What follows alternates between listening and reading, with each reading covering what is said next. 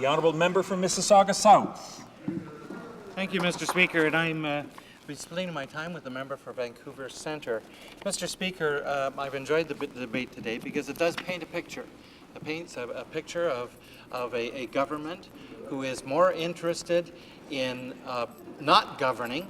In fact, Mr. Speaker, since that party was elected, they've spent more time campaigning than they have, in fact, governing, and it really is a shame because, Mr. Speaker, it politicizes the legislative process in a way in which is not helpful to Canadians. Now, Mr. Speaker, I want to talk about two aspects. Members have indicated very clearly the scope of this motion. There are a couple of elements that I wanted to address in my brief 10 minutes. Number one is the whole idea of the access to post-secondary education.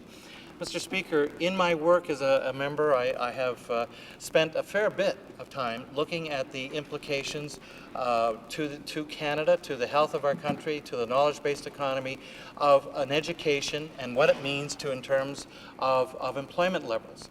Now, the last figures that I saw, Mr. Speaker, and there may be more recent, but just to give an idea of the relative dimension, someone who had was a high school dropout, their unemployment rate today would be somewhere around 15%. For someone who had a high school education, that would drop to about 12%. Mr. Speaker, if you have a post-secondary degree or equivalent or some skills training or college training, the unemployment rate actually drops to about 3 to 4%. Mr. Speaker, and depending on the nature, sometimes even down to a fraction of a percent in certain disciplines. So it's pretty clear that there's a correlation between level of education and the ability to find good employment in the future and secure employment. The other aspect of it, Mr. Speaker, is that the starting salaries between people who have jobs at different levels of education.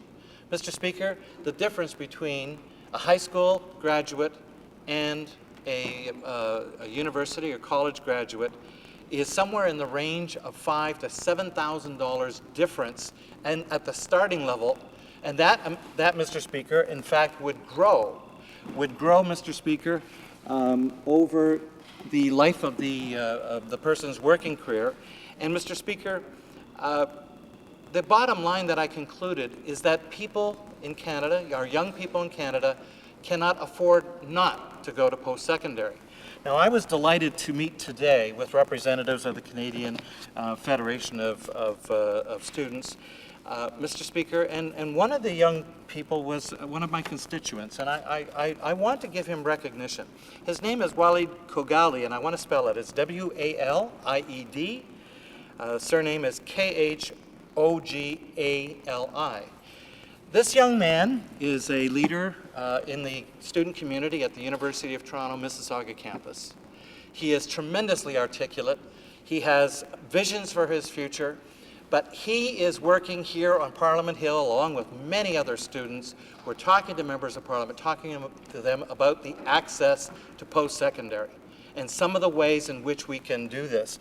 And Mr. Speaker, I was very, very impressed with our understanding about the implications or how the rubber hits the road, how the dollars hit the road, whether it be from the Millennium Scholarship Fund, the Canada Health and Social Transfer, where there is a post-secondary component, or the Canada Student Loans Program.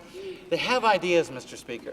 I was very impressed, I was encouraged, and I told them right off the bat that they have my full support, because I honestly believe, Mr. Speaker, that young people cannot afford not to go to post-secondary to be able to be full participants in a successful economy of Canada.